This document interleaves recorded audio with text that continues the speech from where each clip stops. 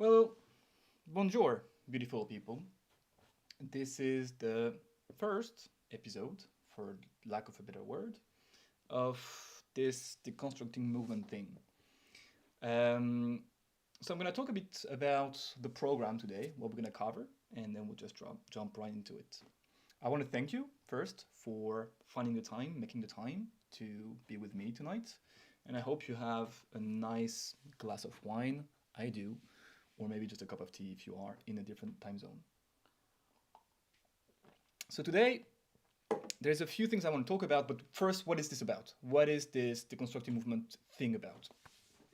It comes from a presentation I sent to in my newsletter. So if you're not in my newsletter, we'll cover that at the end of this presentation. It was called the Floorwork Digest, and it was an attempt from me to make my content a bit more accessible, to showcase the fruit of my research. And I got very positive feedback from that in both French and English. There were 2 episodes, and I found out that most people who had been following me were actually super nerds, and they wanted to know more about what I thought about flow work and how we should train better, and the same thing with handstands. So then I thought I had time during the lockdown to think about it, and this is my new format. Just make live events on YouTube and Facebook and allow you guys to ask questions, and we can interact and really dive deep into the subtleties of flow work. So if you have any question, you should feel free to post them now or during the week. We're gonna talk about this later as well. You can post and send me questions, and I will have time to think about it. And the next time we have this kind of conversation, we will cover them. I should be able to see your conversation. I hope the audio is good for everyone. Let's jump into it. So today we're gonna start talking about shoulder rolls, and then we will move into the questions I received this week, which are mainly about handstands. Shoulder rolls is something I talk a lot about on Instagram, and to the point that sometimes I'm a bit tired of hearing myself talk about them. But they're a beautiful family of movements because they force you to really understand important fundamental concepts, which once you have understood them, will carry over into the rest of your movement. Like, if you can do a shoulder roll properly, you can move properly. And what we're gonna see today is precisely the concepts behind technique. And this is, if you've been following me a bit, this is really the core of what I believe. When we learn movement, we're much better off understanding the concepts that make us move better rather than the step-by-step approach, learning one move after the other. That's just a waste of time, really, in my opinion. So today we're going to talk about shoulder roll first, shoulder rolling, and I'm going to take the example of an online student of mine named Chris. Now, if you're starting your journey, I don't want you to compare yourself. Chris is already quite proficient with Floorwork, but we're going to see, I'm going to show you a video right there. It should work, hopefully, technology. And I wanted to ask yourself how you feel when you see his attempts at shoulder rolling. That's homework is sent to me. Is it organic? Is it not? Which is the shoulder roll you prefer and why? And through this kind of inquiry, we can start understanding what makes a movement flowy and really step away from the step-by-step approach, which I've been criticizing. So I'm going to show you the video, I'm going to let you watch it, and then we're going to comment it together.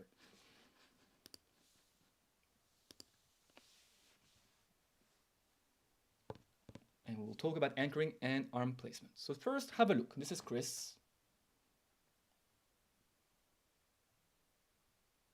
As you can see, he already knows what he's doing. But I want you to ask yourself, when is this flowy? And could it be more organic or not? Now, the first thing I want you to bring our attention to is to the concept of anchoring. Anchoring is what's happening here, when the first foot is about to touch the floor. The more gradual we can be in the way we pour the weight into that foot, the better. And Chris is quite good at anchoring and finding the floor softly with that foot. We'll touch more about this later. Now, let's have a look at the arms. Arms should not get in your way. They should help the movement. Look at his left hand here, which is going to slide nicely on the floor. And on the other hand, look at the right hand, which is going to be yanked into position because Chris couldn't anticipate what's happening here. More importantly, this right hand is bouncing, as you can see now, and not just sliding on the floor. So what we did is, I asked him to bring his attention on his hands. And look at the difference. Look how soft and smooth, like I'm priming you right now. But look how much better this looks.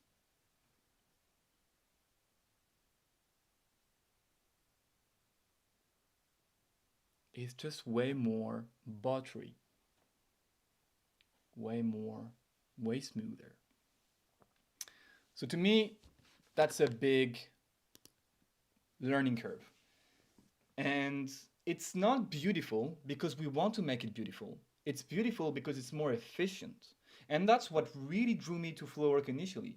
When we are efficient, our movement is beautiful. And so, in terms of Floorwork, the more efficient our rolls, the better they look. And that's why there's such a big difference between the first videos, the first few attempts, and these ones, the last ones. And there's only a few days apart. So, for you, here is a bit more about shoulder rolls, because again, Chris was no beginner, and depending on where you are at in your learning curve, you may want to bring your attention on different things. So you should be able to see right there in the screen, I'm still there somewhere. This is a framework I'm going to suggest to you tonight when it comes to learning shoulder rolls, but it also applies to other movements. The first thing, before even wondering if you look good or not, which might not even be a concern, but certainly moving efficiently is, you want to be safe. Like, it doesn't matter if you're efficient. You want to be safe first. Safety in shoulder rolling means you don't want to load your neck. Otherwise, you may wake up with a very sore neck, which is usually what happens when we begin, right? We just yank ourselves backwards with loads of momentum, praying for the best, and it doesn't always end up well. So you always want to be able to lift that neck off the floor, even though for the sake of not burning too many calories, as I say, we're going to keep it on the floor. Once you can do that, the next step is gradual anchoring, which is what I was mentioning today. I'm going to make this little video available so that you can go back on it, because this is like a lecture, and have a look again at the differences between the first few attempts and the last few attempts. You want to be able to pour the weight gradually from the shoulders into the hands so that the first foot that lands on the floor, lands as gradually as possible. That's anchoring. Once we have that, we want to talk about the steadiness at which the pace at which you are performing the movement. So imagine a shoulder roll, right? If your feet stop in the air and you freeze in the air, or you slow down in the air before it goes back down on the floor, this is just a sign that you have to reorganize your body to find the balance to perform movement. It is a sign that you are struggling, which you want to avoid showing to the world, which you want to be able to notice for yourself, because it's a sign that you haven't quite mastered the movement just yet. So, a mastered movement is a movement you can execute at a very steady pace. That's a very important concept for your movement practice. A movement you master is a movement you can execute at a steady pace. So the foot, for our shoulder roll, should move at one steady pace, not stop in the air, and come slowly to the ground. Once and only once you have this nailed, can you start asking yourself, what are my hands doing? And I want you to understand, but you already know that, right? That hands are something we really pay attention to as humans. We're going to look at your head, but hands really are a main driver of the body language. If they are tensing, we will see it.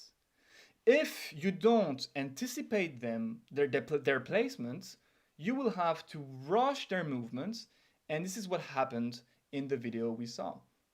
We don't want to yank our hands into position. We want to slide them or place them so that they're ready for what comes next. That's what I call here preemptive placement, for the next movement pretty much. Yanking your hand pretty much is the same as you making this face when you perform a movement. It just shows that you are not on top of it at all. So that's the next thing you want to think of. And lastly comes aesthetics. Like, and then we can debate. Do you want to have your knees straight or bent? Do you want to have your feet dorsiflexed or plantar flexed? Do you want to do some fluff with your hands? That's absolutely fine depending on the context. And obviously this is going to differ between somebody doing Brazilian Jiu-Jitsu and somebody doing a choreography in contemporary dance. But that only comes once the four first elements of efficiency are mastered. So again, I will make sure that this little graph here is available at the end of this presentation. Now, I hope this was clear. I'm going to jump into the questions I've received this week. One was actually very personal, and it was, how long have you been practicing handstands? And I think it was interesting to talk about this today because it might give you an idea of where I've been, what I've been through, and maybe reassure you in your own journey. Like, I really learned to handstand properly, which again is debatable if you're comparing what I can do with somebody who is an actual hand balancer, as who does that every day in and out. But I really learned the art of handstand when I moved to Ireland, which was 6-7 years ago. And it doesn't mean that this is the first time that I tried. I had tried for years to learn them. And I approached the classes and the teaching I received back then with a complete beginner mind, with a serious lack of criticism in the way I was approaching the teaching I was receiving. And so, like, I didn't know better, but pretty much the teachers were just placing me in the right position. I was going from one bad spotter to the other, and I was going from one class to the other where I was asked to just throw myself at the wall and pray for the best. And that doesn't yield any result for most of us, especially when we start as adults. So we had to start from scratch. I had the luxury of learning this with two good friends of mine in what is now the Movement Studio in Dublin, which you should definitely check out if you haven't just yet, and if you're around, even more so, in Ireland. And we had to bring all the walls down and build the foundations back up and learn the hard way what works, what doesn't, and then test it, and then start teaching it and refine it, and all the way up to 2 years ago, where I actually kind of stopped training, or progressing rather, in them, because I realized that I had to change the context with which I wanted to use my handstands. And that's something very important for you to ask yourself, which is something I also ask in my workshops. Why do you want a handstand for? It's not the same thing to train a handstand for locomotion than it is to be able to do a handstand push-up for CrossFit than it is to be able to transition from a downward dog to an upward dog in yoga. They're not, the logic in alignment is going to be the same, but the end goal is not. And therefore the way you train it is going to change. And it was a big light bulb moment for me because, just like, and you might be aware of this if you've been following the movement culture, but they do warn you, like, why do you want to one-arm handstand in the first place? Yes, it looks fancy on Instagram, but why do you need it? And 2 years ago, after having reflared an injury in my shoulders even more, which was preventing me from doing any kind of press handstands, I was like, actually, do I really want a one-arm handstand? And the truth is, my model in handstand is not somebody who can hold a one arm. There's nothing wrong with that. If you want that, go for it. But what I really want to be able to do in my hand balancing is to move my body in space, move my legs, and have full control over my body while being on my hands, which is a seriously advanced variation of press handstands. And my model, I don't exactly have the name, but I can look it up, is a contemporary / hip-hop dancer from France, and I think he's called B-Link. And you should really check this guy out. I will post one of his videos this week, And you will see it's just amazing. And then when I found him, I was like, yes, this is the kind of thing I want to be able to do with my handstand. And therefore, I have to practice differently. So, long story short, this is my own thought process around handstands as a learner a few years ago and as a teacher and practitioner right now. And I invite you, wherever you are at on your journey, to ask yourself the same question: what's the end goal? Because you specifying that might dictate how you want to train them. Now, the second and last question for today was from a student who took my Floorwork Foundation course, and he was asking about my handstand course, which I'm currently updating. And he's doing capoeira. And the conversation we had, which was quite short, really triggered loads of ideas in me. And as a result of that, I'm actually working right now on building up courses for handstands, to apply handstands into different contexts, for the very reason I just mentioned. He's doing capoeira. So one of the things, and I have a particular relationship with capoeira because after my martial arts periods, this is what I did for a few years, capoeira. And it was really my introduction into floor-based movement. And there is a big gap between the way handstands are being practiced and the way they have to be implemented in the context of a roda, in the context of capoeira. So this is mainly for people practicing capoeira, but it's the same. But even if you're not, it's interesting to think to realize how disconnected from our end goals we can be. If you only practice against the wall, looking at your hands and trying to hold the handstand there, in the best case, right, scenario, and then you go in the roda and you have a partner to look at and you are tired from the classes you took before and you have people singing and clapping their hands around you and you are hoping to hold that handstand while the other is trying to kick you in the face, you are being delusional. You have to bridge that gap so that your training matches the context of your practice. And it's like the analogy would be, you want to run a marathon and you're training only sprints. In both cases, you're running. I mean, it's oversimplified, but you get the point. In both cases, you are running, but it's not going to end up well for you at all.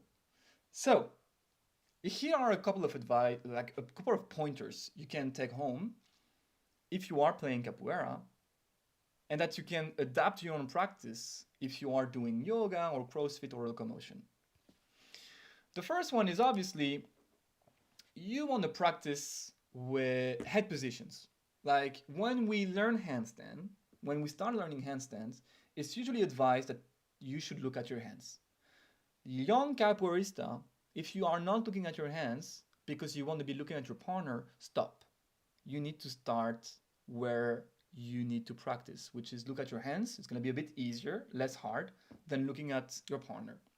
But once you can kind of hold your weight on your hands, ideally without using the wall too much or at all, you're going to need to practice this head position as well as this head position. And this means two things. One, we want to segregate our practice, our training, so that we practice head looking at the floor and head looking at the wall behind us or at a partner. But we also want to practice the transition from one to the other, because if you go into a cartwheel and you look at your partner and the partner does something unexpected and you have to change the head position without losing your balance, this has to be trained. You being able to hold it in one position or the other doesn't mean you're going to be able to hold it while moving your head. So already here you have three different ways of changing a given kick up and try to balance with a different weight distribution, which is going to be a consequence of your head either moving or being in a different position from usual. The next way we can train handstands, and I'm going to have a sip of wine because I get very excited, is to understand that for locomotion and movement and flow work and dance and capoeira, we want to add chaos into our practice. And the amount of chaos you want to add is going to be predicated by where you are at on your journey. It also means that you already have a good grasp of the foundations. So this conversation again can continue, and if you're not quite sure where you are at, you can ask your questions either now or in the group I will mention at the end of this presentation. But you have to add chaos, like being able. Let's take Floorwork. Let's go back to Floorwork because I love Floorwork. If I want to be able to freeze on my hands as I transition upwards from the floor, this is loads of momentum, and most likely I'm going to end up with a suboptimal hand placement, and most likely my elbows are going to be slightly bent, and I still want to be able to hold my hands in there. For this to eventually work, I have to step away from my linear practice. Even if I can freestand, it's not going to end up, it's not going to translate well into what I want to be doing with my handstands. So a few pointers there, going back to capoeira. You want to be able to practice with bent elbows as much as straight elbows. You want to be able to move the position of your ankles, of your feet, and knees, by the way. And you want to be able to practice with different degrees of hip flexion so that you can kick someone without losing your balance. So think about it. Think about your legs pretty much. Change the way you position your legs / learn to keep your balance as you are moving your legs over your center of mass so that you can use your handstands in your practice.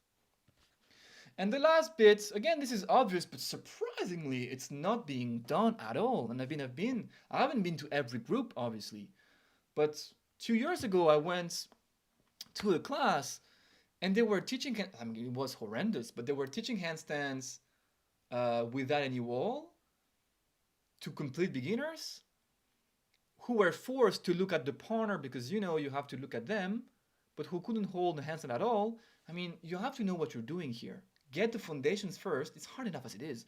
Get the foundations first and then contextualize your practice.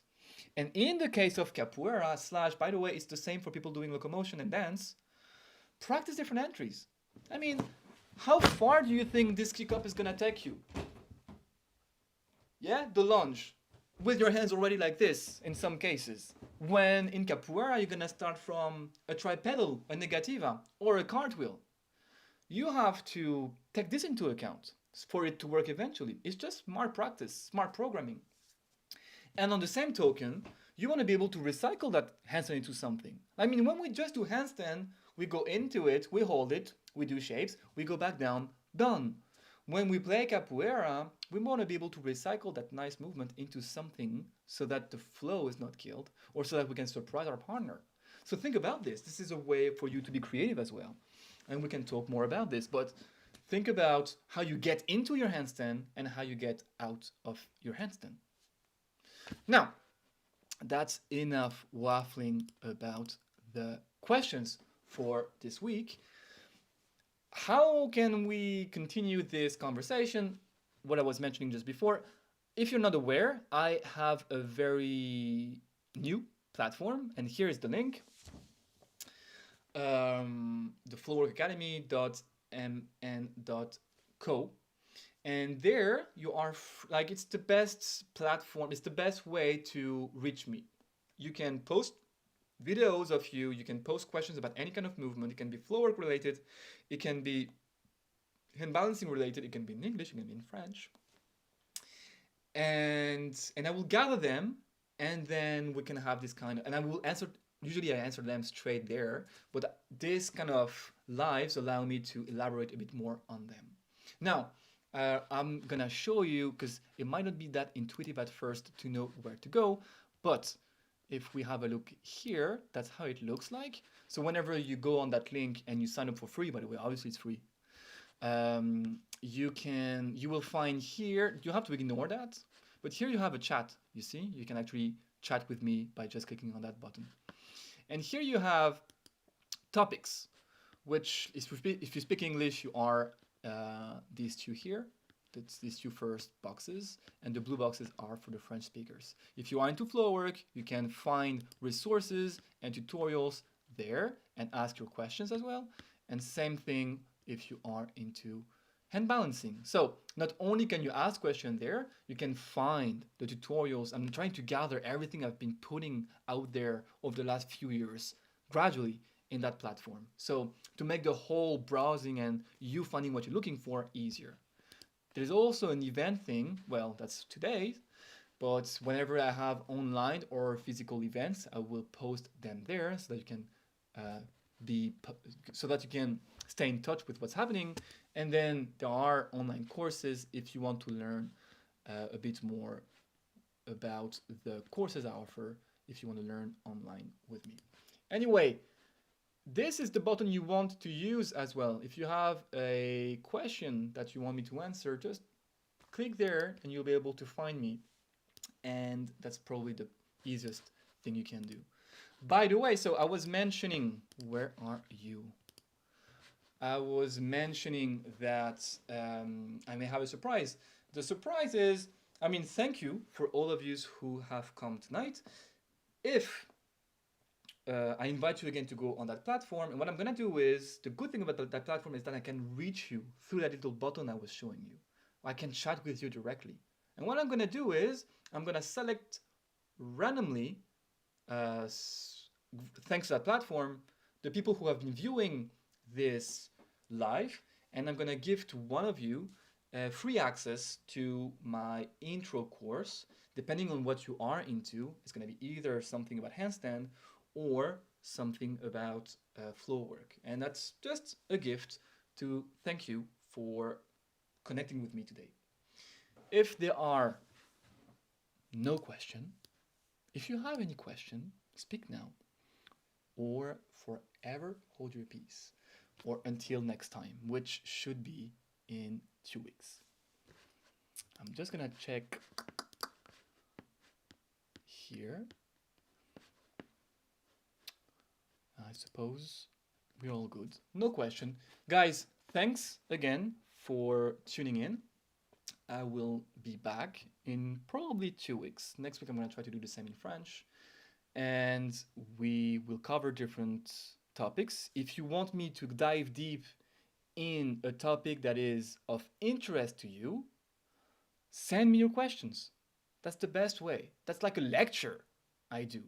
And the replay of this live will be posted in that platform here. So click on, well, you can't click, but use that URL and you'll be able to watch this video again if you've missed the beginning. Guys, thanks again. Au revoir, as we say. Take care.